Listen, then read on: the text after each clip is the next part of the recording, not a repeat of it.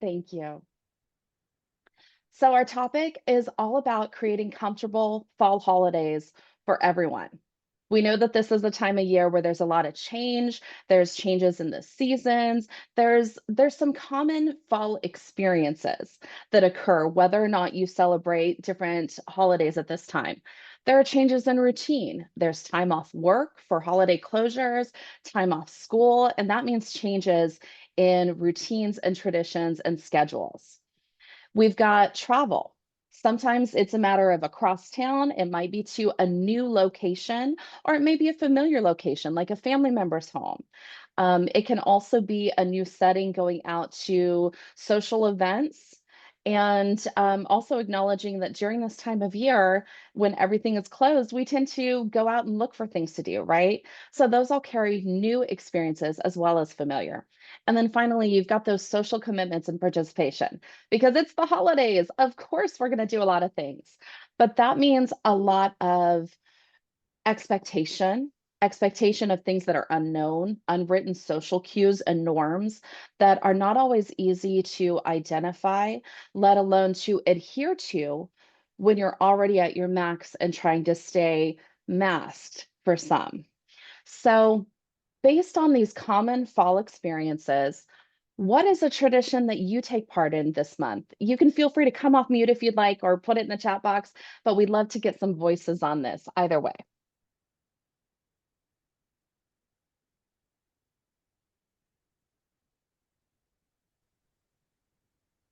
I'll kick off the sharing as people are thinking it through. We recently moved, but last year at this time, we would always, and prior to that, the 13 years we lived at that area, we would always go to this corn maze place. And the funny thing is, we never went through the actual corn maze, but we always went to this farm and they had a huge bin of these enormous corn kernels. And they were dried kernels, so it was safe to play in. But my favorite autistic individual is my son, and he would love to roll around in it and play with it, and he would get it in his hair, and it was a mess. But this was one of our annual traditions. I see in the chat box, I watched the Star Wars holiday special. Oh no, your mic isn't working. Oh no, I'm so Is it working sorry. now? It is. Yes, Okay, go cool. ahead. Is that to fiddle with it? Hi. Hi, good to see you, Peter. Did you want to add anything to that? Uh, I'm no, it's agonizing, and that's kind of the time when I get all my tax stuff ready. So it's like I'd rather do anything than watch this horrible Lynchian fever dream of Wookiees singing. So I do boring paperwork instead. It's great. I love it. I think I might be with you with the horrible and the Wookiee singing because it's not my joy. But I love that you found something. It's first off, it's your tradition, and second, it gets you through the things you don't want to do. That is fantastic. Love that. I see we have a Harry Potter marathon leading up to Christmas. Awesome. I think we've started to do that too. I don't know. It's more of a recent thing, but totally a tradition. I love that. And do you make what is it? Is it butter beer? It looks delicious in the movies. I don't know what it is, and I've seen recipes on Pinterest, but I'm generally a Pinterest fail, so I'll leave that to those who can. Carving pumpkins, decorating gingerbread house, watching Home Alone several times, Macy's parade, advent calendar. Oh, these are all great traditions. I love it. And from University of Washington, traditions include holiday crafts, crochet goods. Oh, fun. Holiday shopping. Yes. And comfort holiday movies. Star Wars is on there. Muppets holiday specials and Lord of the Rings. I don't know about you, but I feel like this is the time of year for Lord of the Rings. I don't know. Is there something in there? Maybe it's all the woodsy scenes. I'm getting right. Okay.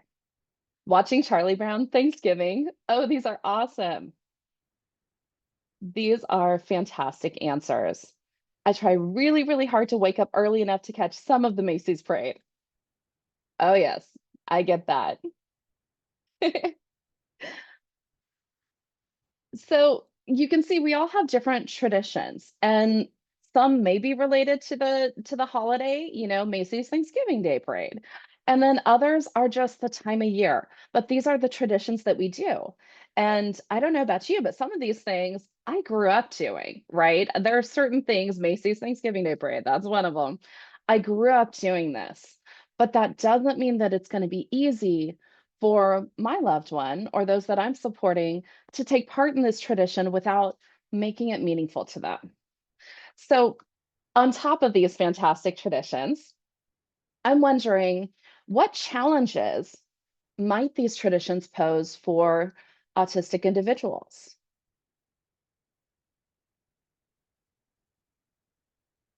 And you can feel free to comment on your tradition or someone else's. There's no wrong answers here.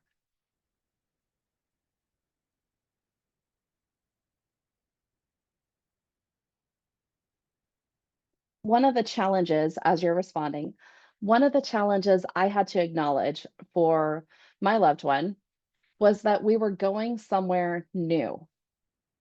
And anytime we go somewhere new, things are not as clear and easy. He doesn't read between the lines, he doesn't understand implied rules. He needed to know exactly what was expected. And even acknowledging that we're not just going to stay in the sensory bin all day, there's other things to do in this great setting.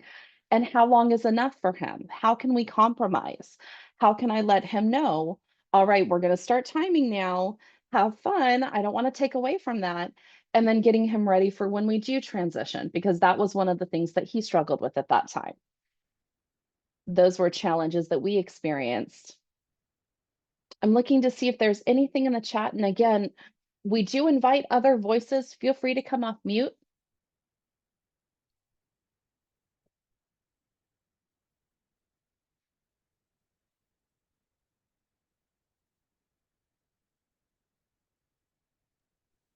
I know for me, my son is 23, and it does help if I prepare him ahead of time if there is a change in his routine, but I can't do it too far ahead of time, or else that's all he'll talk about over and over and over again. And so what works for us and my family is like the day before we'll talk about it. And that seems to work well for my family. But definitely if there's a change in routine, maybe staying up a little later than usual, if he's not able to play Mario Kart at night, that's kind of how he calms down. Um, yeah, it could be tricky for sure. Absolutely. Thank you, Cindy. And UW Autism Center says some challenges might include traveling, differences in routines, differences in spaces and spatial parameters. And a lot of these changes are sudden or happening all at once. Absolutely. I mentioned that some of our traditions growing up may look different for my child. And part of that is even knowing what is the point of all of this? How is this meaningful for him? And when I go into these things, I know what to expect when I go to my parents' home or, when I visit my sister. I know what to expect in terms of the people that are there and their personalities. But living away from them, he doesn't know them as well. He doesn't know what he can get away with, or even is it okay to come in and take and not take my shoes off or take my shoes off? These little things to him, it's a lot of I don't know which end is up. And pretty soon, all of those little bitty things add up. And now we're melting down. And it's not because of one small thing, it's because so many things that I just didn't know. And I've done my best, right? So trying to make him comfortable and make it where it's enjoyable, even to try the new experiences, does take that additional talking through. This is what it's going to look like. This might happen, what would we do if this happened? And trying to think ahead for all of those things and doing it in a fun way that doesn't feel like homework. You know what I mean? So, how can families prepare for holiday gatherings to reduce that stress and support inclusion?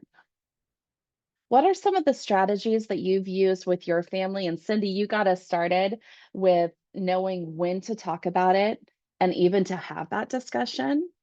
But what are some other things that we can do to support, whether it's the families you serve or your family, as you prepare for the holidays?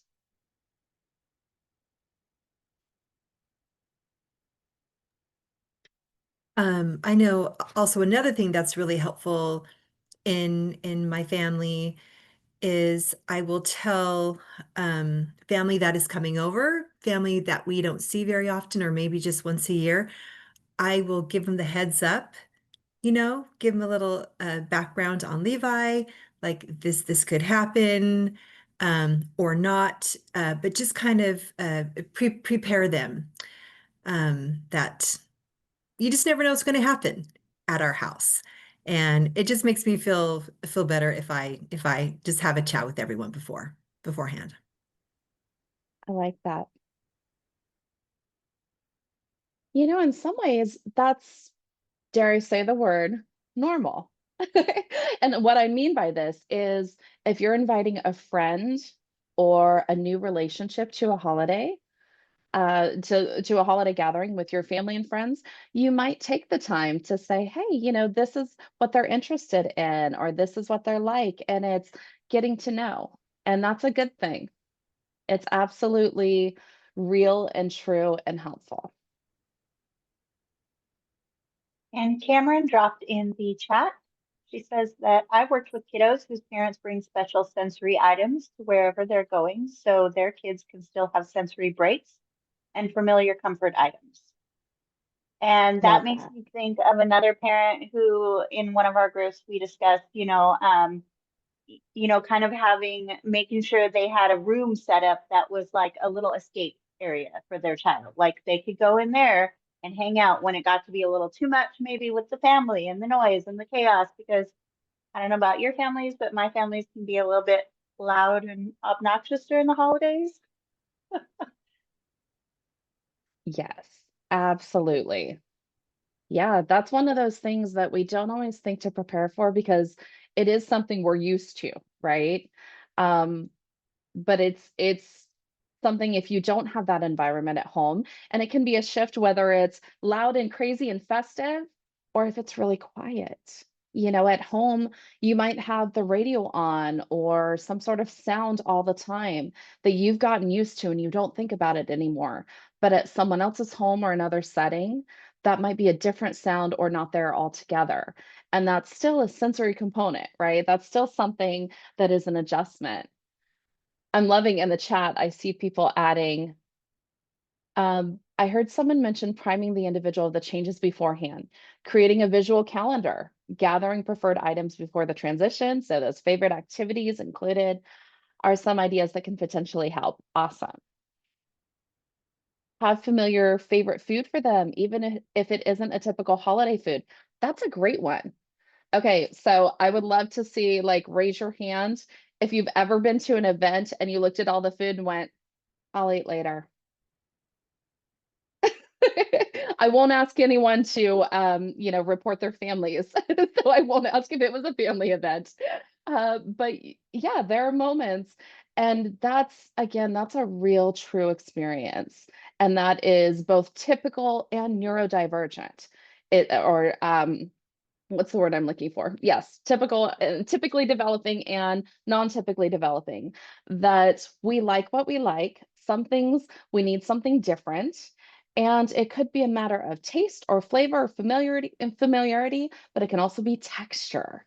I know my mom was a big fan of Jello, and there were years that Jello was a no-go. We were not going to do that. Cameron, go ahead. I see you unmuted. I currently work with a family where the only food he will eat is air fryer chicken nuggets. So this family brings around their air fryer wherever they go. They went to the Philippines last year and they brought an air fryer with them. So they were really making sure he was covered with what he needed. I love that so much. I can't relate to that degree, but I can relate to the degree that when we traveled out of country, we were excited to try, new stuff. And at the end of the day, we were begging, where can we find some chicken nuggets? Yes, it was actually the nuggets we needed. So that is fantastic. And I'm jumping down and then I'm going to go back in the chat because I missed some things. But Tina said, I once served my kid chicken strips on a fancy plate for Thanksgiving. Made him happy. Love it. Absolutely. Because you did something that was meaningful to him. And isn't that part of the holidays and the traditions? It's keeping it meaningful to everybody. And one person's meaningful, one person's holiday doesn't have to look like someone else's. We tend to not do the big Thanksgiving turkey meal. And that had nothing to do with our child who has an autism diagnosis. That had to do with our preferences, right? But it is still, whether it's a diagnosis or a disability related need or just a preference, it is absolutely okay to do something different so that everybody can enjoy that day. I'm going back up to see what I've missed. Okay, the ability to pivot on the fly. And if you yourself aren't able to, like you're busy cooking or wrangling other kids, then working with a loved one to provide support for you both. That is awesome. Cindy, if you don't mind me putting you on the spot, I know you've talked before about going to festive holiday events and big social gatherings and having someone that you can look to be there for your young man. Do you mind sharing? Yeah, absolutely. If we are in a situation where there's going to be a lot of people or a big gathering, and a lot of the times those gatherings are things that we're involved with Levi. So the good thing is that he will recognize friends, in that situation, which is so helpful. And so I know for us, these gatherings are, or we'll invite somebody else to go just so he has a friend there. Or, we also work with a behavior therapist who's amazing, and they will also go out with us sometimes as well. And just to give us support, to give Levi support, because let's face it, he's going to listen to her before he listens to us.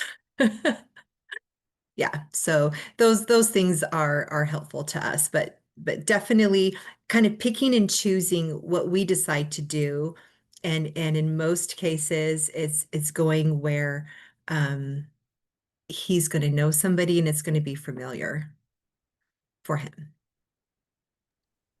I love that. I love that.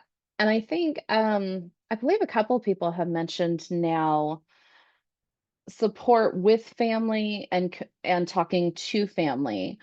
Um, so when we think about how to involve extended family and friends to make the holiday gatherings more inclusive, Cindy, you brought us there already. You are fantastic with the segues, can I just say? Um, but there's other communication that we can do beforehand. It can be not only before you get there, but even having an ally in the family that you can say, okay, look, I know we're supposed to be out the door in 15 minutes, but we're going to have to follow you. And it needs to not be a thing because your person needs time and that's okay. It's okay to stop and allow that. And I'm going to pull here from UW Autism again, said, I think also validating stress is key and creating emotional safe spaces. This also may mean the family set clear boundaries with others around in order to support inclusion. Yes, excuse me, with the others around them in order to support inclusion. Did you want to unmute and add to that? Because that's exactly, again, the segue is perfect there. Yeah, I feel like everyone is stressed, not just your kid, but your family, you yourself is also stressed. So validating that stress within yourself, especially within your kids or your family members, is kind of key to create that baseline level of understanding and inclusion and acceptance. But also, like, I know some family members, especially like in my own experiences, man, I have absolutely had to set clear boundaries to create that safe space for myself. So I feel like that's very important. Yeah. Absolutely. It's hard to stand up and support somebody else when you're already, pulled as thin as you can be. And whether you're trying to support your own needs or someone else's, you nailed it. You have to take the time. You need to create time and space for that. One way to do that is to recognize that we jam pack our schedules when whether it's a holiday break and we have all of the traditions that we're going to plug in and we've got to do them all because we always do them, right? Or going home and visiting and knowing that you're going to have to go. Forgive me, I live out of state from my family. So I know when I go home, it's going to be house hopping. We're going to go to a few people's houses. And some things we've changed over the years and we change from year to year is okay, maybe we don't do everything during the holiday break. Are there some things that we can downsize the way that we do that? So maybe we don't go out to this place that always makes the perfect pumpkin pie. Maybe we pick it up on our way home and eat it together. We still have our pumpkin pie, we still have our tradition, but this year we're going to downgrade that just a little bit and make time for everyone to be comfortable and to have a moment that is not so high pressure. It's okay to say no, Sarah says. Yes, absolutely. It's okay to say no. And I'm going to reflect again where I saw setting those clear boundaries and saying, okay, look, yes, we're going to eat dinner and we're going to be together, but we need an hour beforehand, or we are going to come a few minutes late. Sorry, my child is doing schoolwork next to me. So we are going to go a few minutes late because we need to make time to decompress. It's acknowledging that in order for me to show up and be there and to have a good time, and for my loved one to have a good time, we also need to make time to let things relax. I think decompress is just my favorite word for this. It's venting all of that stress and allowing it to just exit before you go back into another setting, even if it's not stressful for you or reverse. Um, Sometimes even the things that we enjoy carry a certain amount of stress. The excitement, the joy, those are intense emotions. And when you've already got a lot coursing through your nervous system and your body, it's a good idea to let those things settle and then be able to live in that moment and enjoy it. I think, Peter, forgive me if I'm borrowing from you. I'm pretty sure I am here about making it okay for somebody to wear earbuds and listen to something even at the social gathering. Did you want to speak to that? I there there's a whole article I wrote last year on it, so I'm just pull from that. But yeah, I just establish new sensory norms, just be chill. Kid once told me, "You are the most reasonable adult I know," which was a genuinely heartbreaking thing for a 17-year-old to tell me because it meant so many adults in his life were completely unreasonable about his needs. And I was just, a guy that ran a D&D social skills group with him. But I'd let him do what, within reason, I would just let him do stuff. So long as it wasn't hurting anyone, I wouldn't put pressure on him. And I would challenge him, but in a way that, made sense and he wanted to grow. So like just give kids agency, challenge them a little bit, but don't push them and make sure that you're actually focusing on, actually having a relationship. Because if your kid is associating holidays with them hating you, yeah, that's gonna turn into a kid that doesn't show up to your holidays after they turn 20. It's a really They're gonna valid go. point. They're gonna go find some found family and go to a Friendsgiving with them. Yeah, that is a really valid point. I love what you said about normalizing, changing the social norms and normalizing things to make them social norms. I don't know about you, but it's been a long time since I've heard that children should be seen and not heard. And I'm grateful to hear that phrase go. And it's also been a long time since I have heard anybody verbalize that I'm going to use children here, but it really should apply to everybody, that children should sit still during holiday religious services. It is really hard to sit still, whether you're an adult or a child. So, acknowledging that some of these expectations have had their day. We know better now about people, let alone about sensory needs. Making sure I try to carry fidgets in my purse at all times. And the funny thing is, I don't just do it for my son. I don't have an autism diagnosis, but I know with certain meetings during the day that I have fidget rings on because I can sit here and spin my fidget and nobody know what I'm doing. And it's allowing me to decompress and stay focused and do what I need to do. I can be all in and have a great experience as well. And I try to extend that same thought process to him in terms of what his needs look like. It may be that somebody needs to allow us time and space to get up and move. Maybe we grew up sitting in the front row, or we grew up going to all of these things, but every schedule can be changed. And you know who's in charge of your time? You are.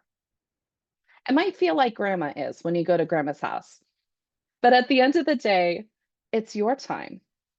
So making time and space and even scheduling within your schedule time to unwind, specific periods that look like whatever you need them to be. And it can be as simple as we're going to stay in our room and let the TV play or allow some mindless scrolling, whatever needs to happen for that individual and for yourself. I'm loving all of these ideas. Did this spark anything for anybody else?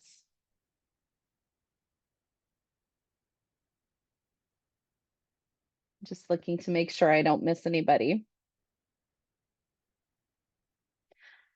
One thing we hear a lot about at this time is travel, right? What is it? Is it the day before Thanksgiving? I think is the busiest travel day of the year. Yeah, I'm seeing some nodding. I think that's when it is. And that doesn't just mean airports, but you think about airports, and that's a whole, that's overwhelming for anybody. So thinking about those things and what you can do to reduce the stress. I have I have people around me in my life that travel a lot, and they say, you know, you can be there an hour beforehand and you're going to be fine. But I am not going to be fine and calm unless I'm there 2 hours ahead of time. And that's what I need. And that makes me calmer to be there for my loved one. I know that when I go to the airport that there are certain things I need to have access to and they need to be near me at all times. And we pack our carry-on luggage in that way, right? You can also pack your bags, whatever it looks like for that day, in the same way. Pack your pockets in the same way. What are you going to need to keep on hand to make this day more enjoyable? We do it as those who carry purses and even briefcases or backpacks, where we put the things that we need, our phones, our chargers, our Bluetooth and headphones, whatever those may be. But maybe this also includes something that is weighted, or maybe it includes something that has texture. It cannot just be, or it can be more than just the tactile and the fidgets. It may be snacks to help unwind, knowing there's something familiar. You know, it's all of those things. It's preloading these holiday movies that we can't live without on our devices so we have them should something go wrong. So that plan B is so essential. But I also, as I'm talking about plan B options and having things ready, I also don't want to dismiss the fact that we can plan for everything and things still go wrong. How do you pivot when things go wrong? Would anyone like to share what they've done to pivot when things did not work out and how they made it still a good experience?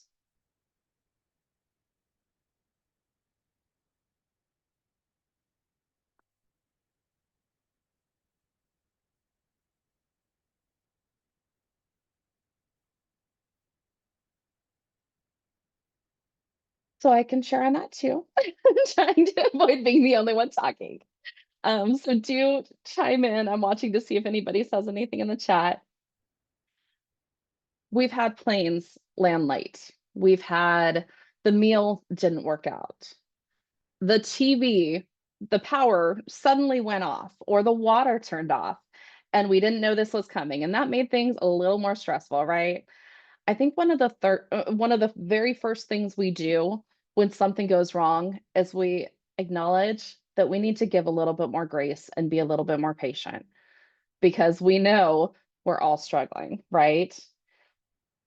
But that can actually be a real difference in that experience because it's not just acknowledging right now, okay, we're all stressed, but it's also really seeing and taking the temperature of how everyone's doing. Okay, we're about to lose it because our favorite movie is not showing, and we always do this movie marathon. Okay, how can we make this different? And we start thinking about what are some alternatives? How do we make it a better day? We in our household, we immediately start communicating. So when something goes wrong, the first thing I do is let my loved one know. Okay, we were going to watch this, but you see the power's out. It's not going to be out forever, but let's find something else we can do until it comes on. And if it's too late tonight, we will do this tomorrow. And we start adjusting and making time and space for that moment, how we're going to get through it, and how we're going to get back to what the commitment was or what we were looking forward to. I see in the chat box, taking a deep breath and modeling the behaviors you want to see. Excellent. A child psychologist once said her spouse tells her it's really hard to argue with a therapist who's breathing. And that's because every time they have an argument, she stops and breathes. And then she speaks calmly. You know, she's keeping herself from getting to a heightened intensity. And so she just breathes. But breathing is so powerful, whether it's mental health or a disability or any situation, breathing is powerful, right? Working on calming techniques and what we can do when we're frustrated or upset. I also try to make a game out of what we can do instead of focusing on what we can't do. That's awesome.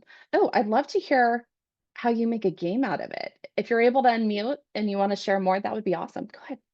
Yeah, so instead of like, for example, you said if the TV wasn't working to watch their movie, I would make a game out of like who can recreate their favorite scenes out of the movie.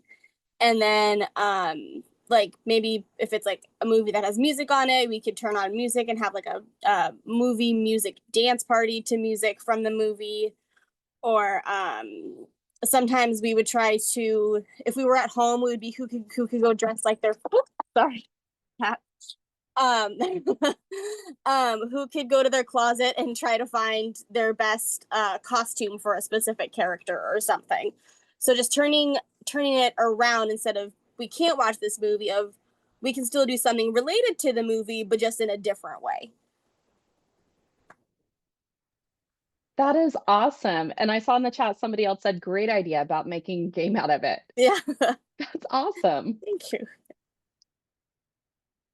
I see be kind to yourselves. If someone is judging the situation, that's on them. Give yourself permission to feel frustrated and then move on. Great point. I know there are sometimes when, you know, it was something we're looking forward to, plan B didn't work, and just acknowledging that, you know what, this does stink. I am so sorry this happened and I can't fix it right now, but I know it stinks and it's okay to be upset about that.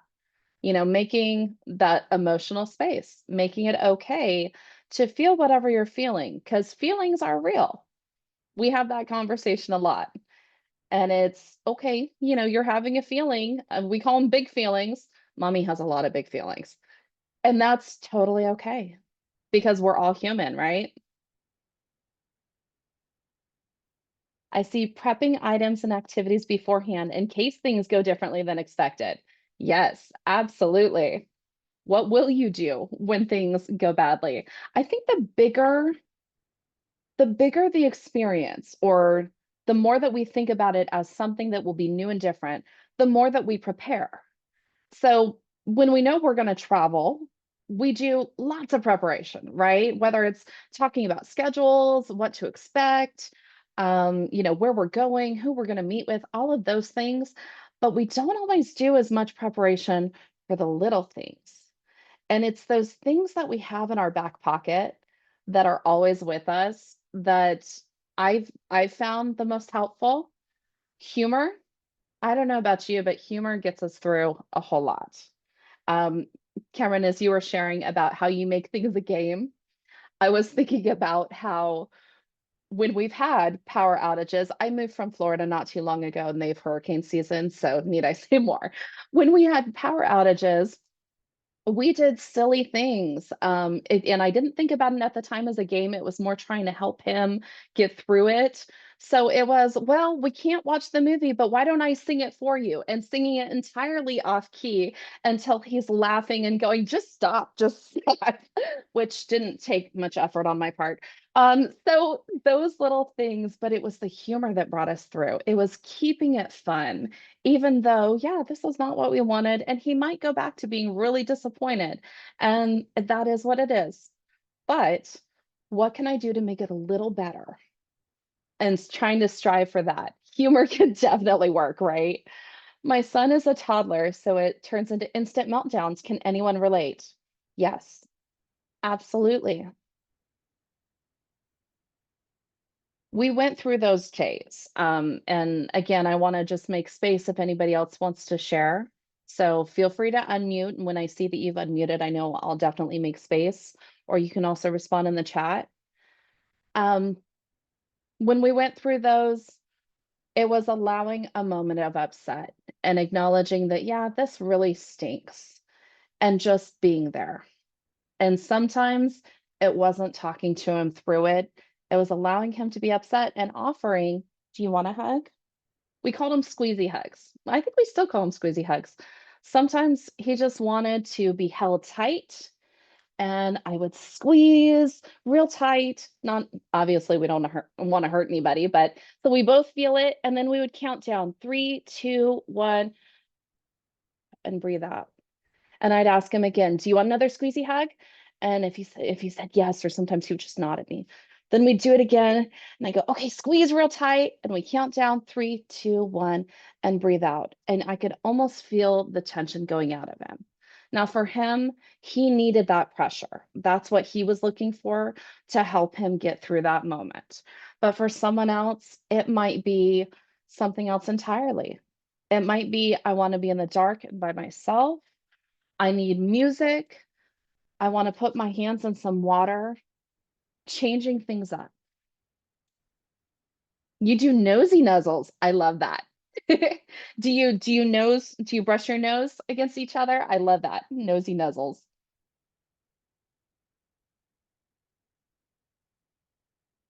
Yes. Okay. That is fantastic. And if that's what your loved one needs, I mean, like you said, he's a toddler. So if that works for him, and just watching his body language and asking, do you want a nosy nuzzle right now? And maybe it's a no, and that's okay. But maybe in a few minutes, it's a yes.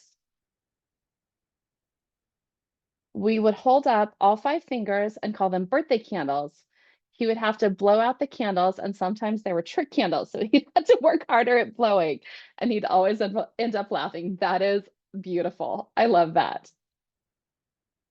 There's a lot of, I'm gonna have to rely on the therapist in the room.